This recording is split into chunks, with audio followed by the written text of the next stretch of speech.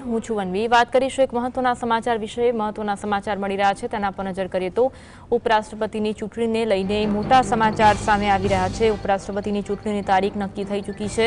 9 સપ્ટેમ્બરે ઉપરાષ્ટ્રપતિની ચૂંટણી યોજાશે। ઉપરાષ્ટ્રપતિની ચૂંટણી માટેની 9 સપ્ટેમ્બરની તારીખનું આયોજન કરવામાં આવ્યું છે।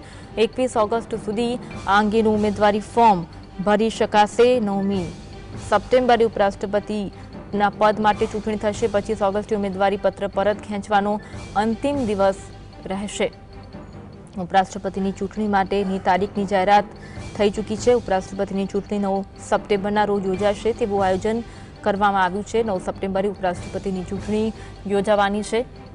તો આ સાથે સાથે 21 ઓગસ્ટ સુધી ઉમેદવારી ફોર્મ ભરી શકાય તેવું આયોજન કરવામાં આવ્યું છે। 21 ઓગસ્ટ સુધી ઉમેદવારી ફોર્મ ભરી શકાશે તેવું આયોજન કરવામાં આવ્યું છે। તો 25 ઓગસ્ટે ઉમેદવારી પત્ર ખેંચવાનો અંતિમ દિવસ રહેશે।